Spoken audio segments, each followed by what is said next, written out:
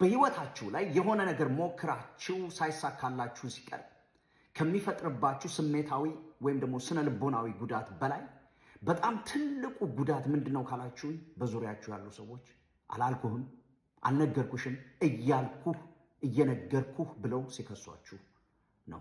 እሱ ነው ትልቁ ስሜታዊ ጉዳት። እነዚህ ሰዎች ስራቸው ኔጌቲቭ የሆኑ ነገሮችን በሙሉ እያመጡ እናንተ ላይ መተንበይ ነው።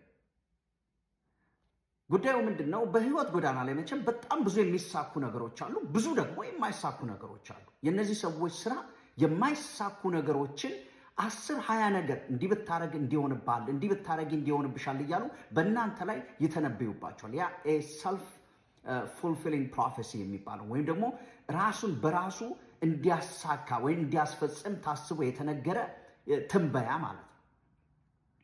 ስለዚህ እነዚህ ሰዎች ያንን ነገር በእናንተ ህይወት ላይ ሲናገሩ ምናልባት ከዛ ከተናገሩት 10-20 ነገር ውስጥ አንዷ ነገር ካልሆነች ወይም ደግሞ እንደው በትክክልም ቃል በቃልም ባይሆን ተመሳሳይ የሆነ ነገር ካልሆነ ወዲያውኑ ይመጡና እነዚህ ሰዎች ይሄው እየነገርኩህ እኔን እኮ አልሰማ ብለህ ነው፣ እኔን እኮ አልሰማ ብለሽ ነው ይሏቸዋል። ከዚህ በስተጀርባ ያለው ሳይኮሎጂ ምን መሰላችሁ? እናንተን ኮንትሮል ለማድረግ ነው። እነዚህ ሰዎች እናንተን በህሊናቸው እስር ቤት ውስጥ ሊያስቀምጧችሁ ሲፈልጉ የሚያደርጉት ነገር ምንድን ነው? የማትሳኩበትን ነገር በሙሉ እያነሱ ይተነብዩና ልክ አንዷ ነገር ስትመጣ ያን ነገር ይሄው እየነገርኩ ይሏቸዋል።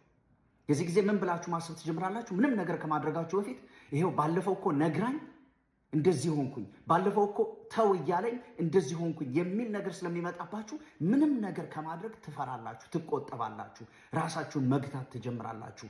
ኢሚዲየትሊ በእነዚህ ሰዎች የስነ ልቦና እስር ቤት ውስጥ ትቀመጣላችሁ። አንድ ነገር ነገራችሁ። ይሄ ሳይኮሎጂ ፓተርናሊዝም ይባላል። ፓተርናሊዝም ማለት ምን ማለት ነው?